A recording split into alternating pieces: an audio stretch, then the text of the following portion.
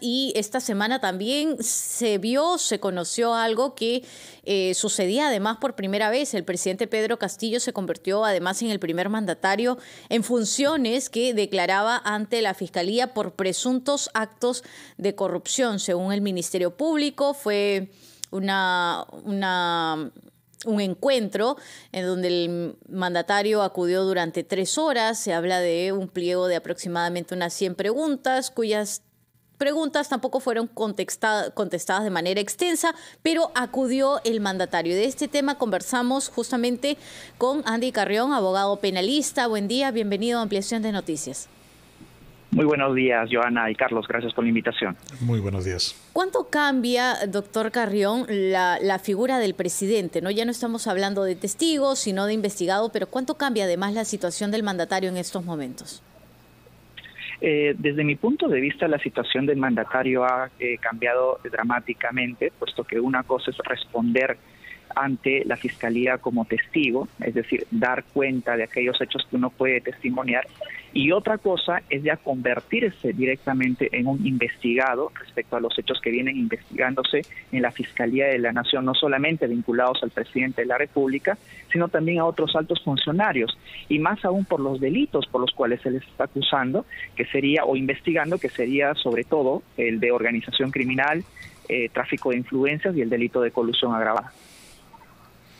Sí, doctor Carrión, muy buenos días. Le saluda Carlos González. Cuando usted dice que cambia dramáticamente, ¿por qué? ¿Qué es lo complicado desde el punto de vista judicial ahora para el presidente de la República?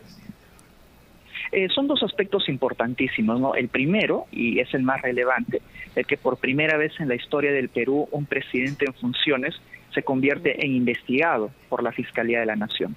En segundo lugar, de que no solamente va a tener que dar testimonio de lo que él ha podido apreciar, sino que ya va a tener que defenderse ante la propia Fiscalía de la Nación por delitos sumamente graves y que implican no solamente la implantación de una supuesta organización criminal en el Ejecutivo, sino que se le acusa o se le investiga a él por el hecho de ser quien lidera esta organización criminal. Es por ello que ha cambiado su situación y es bajo ese contexto y normas que tenemos ahora que entender la relevancia de investigar a un presidente de la República en funciones.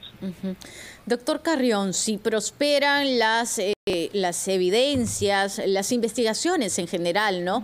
Y digamos la implicancia o la figura del presidente se complica, ¿se podría estar hablando a la vez de una figura que también lo obligue a renunciar a su mandato? La renuncia siempre en este caso debe de darse bajo los cánones normativos, ¿no? El hecho de que esté investigado por la Fiscalía de la Nación por primera vez, os repito, no significa de que ya él tenga que presentar su renuncia, puesto que esto también tiene que seguir en principio el respeto a de que el presidente no puede ser acusado, así sea investigado estando en funciones, con lo cual la Fiscalía lo que va a hacer es avanzar hasta una determinada etapa y que al momento de creer que pueda presentar la acusación va a tener que suspender esa investigación hasta que el presidente culmine su mandato.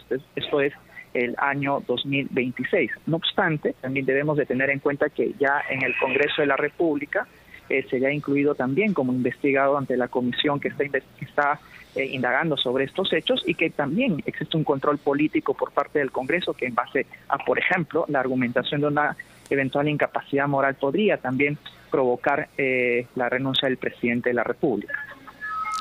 Doctor, ¿y qué pasa si las investigaciones determinan responsabilidades bastante graves? ¿Igual queda en stand-by? En efecto, porque recordemos de que los fiscales antes, con las anteriores presidentes, habían más bien solo archivado las investigaciones y anteriormente la fiscal Zoraida Ábalos había suspendido la investigación en contra del presidente hasta que culmine su mandato. No obstante, el día de hoy tenemos ya al fiscal Pablo Sánchez, quien interpretó extensivamente la Constitución, sosteniendo de que sí puede ser pasible de una investigación preliminar. No obstante, también el fiscal de la Nación debe de respetar la norma constitucional que impide que se le acuse al presidente de la República. Es por ello que de ver por conveniente que se pase a una siguiente etapa con una eventual acusación de por medio, tendría que esta suspenderse hasta que el mandatario culmine su mandato. Y para que nos quede claro a todos, a los oyentes, también a los televidentes, ¿cuál es la diferencia? ¿También fueron requeridos por el Ministerio Público, Ollanta Humala en su momento cuando era presidente, Alejandro Toledo? Es decir, ¿por qué la figura del presidente Castillo es distinta? Es distinta porque, a entender del propio fiscal Pablo Sánchez, quien emitió precisamente la disposición fiscal de incluirlo en esta investigación, es de que los hechos constituyen un margen especialmente grave en contra de un presidente de la República y de que, al ser los delitos, no solo organización criminal, sino también delitos de corrupción por los cuales se le acusa a él, es necesario recabar oportunamente los indicios que puedan aportar o bien a reforzar la hipótesis incriminatoria de la Fiscalía o bien a descartarla. Pero un elemento importante es la oportunidad de ello, y eso es lo que precisamente ha cambiado respecto a los anteriores presidentes, porque los anteriores presidentes, si bien es cierto, recibían denuncias por algunos eventuales actos de corrupción, estas más bien se perfeccionaron al culminar su mandato.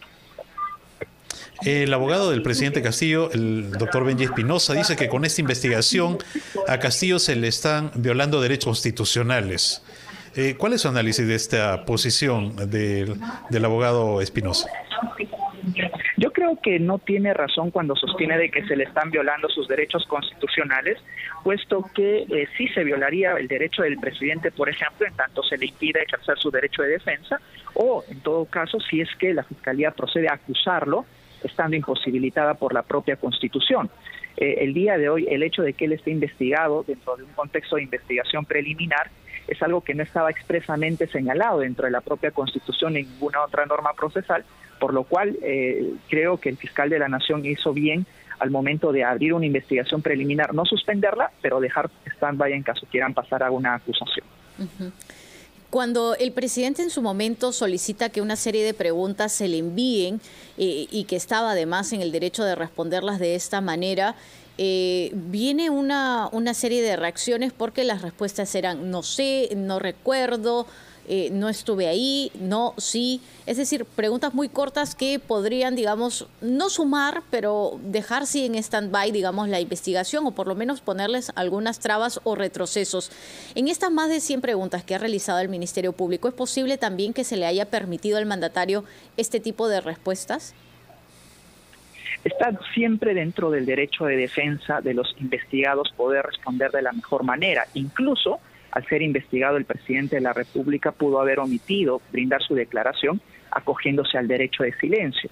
Eso es lo importante cuando uno declara en un estatus de investigado versus un estatus de testigo, ¿no? El testigo, en cambio, sí está obligado a brindar toda la información que se le requiere, pero el investigado, en cambio, puede, en determinadas ocasiones, de acuerdo a su estrategia de defensa, omitir responder algunas preguntas o, en su defecto, simplemente no declarar ante la Fiscalía. Ahora, la defensa de Castillo intenta anular la investigación en su contra por el caso Puente Tarata. ¿Esto podría ser considerado como que hay cierto temor del presidente Castillo en este proceso de investigación? Bueno, está haciendo uso de sus propios derechos, en este caso de ver por conveniente anular la investigación que se le acaba de abrir en la Fiscalía de la Nación a través de un requerimiento de tutela de derechos, a cuya audiencia todos hemos asistido. Sin embargo, veamos qué es lo que decide en primer lugar el Poder Judicial, porque también es la primera vez que el Poder Judicial se va a pronunciar sobre la viabilidad o no de investigar a un presidente de la República en funciones. Así es que es trascendental la decisión que vaya a tomar el Poder Judicial, pero recordemos de que recién esta va a ser asumida en una primera instancia, con lo cual tanto la Fiscalía como la Defensa tienen todavía la oportunidad de apelar la eventual decisión que tome el juez para que sea vista finalmente por una segunda instancia en la propia Corte Suprema. Muy breve, doctor Carrión, ¿qué continúa después de esto? ¿Qué sigue? Bueno, lo que sigue es la realización de las diligencias que la Fiscalía ya ha ido señalando en esta investigación, y también que espere de alguna manera qué es lo que va a decidir el Poder Judicial, porque de esa decisión también depende si es que la defensa va a interponer o no algunos otros recursos, como por ejemplo un recurso de amparo o algún otro recurso constitucional que ya no en la vía ordinaria, sino más bien en la vía constitucional intente anular también esta investigación. Yo creo que todo depende de cómo decida ahora el juez supremo que vio la solicitud de tutela de derechos por parte de la defensa del presidente. Muy bien. Entonces, una investigación seria, ¿no? Para que determine responsabilidades es lo que realmente se exige por el bien del país, ¿no? Cualquiera sea el resultado y sin importar también de quién se trate, desde cualquier ciudadano hasta el presidente de la República. Doctor Andy Carrión, le agradecemos por este diálogo con Ampliación de Noticias. Muchísimas gracias. Muchas gracias a ustedes. Muy buenos días.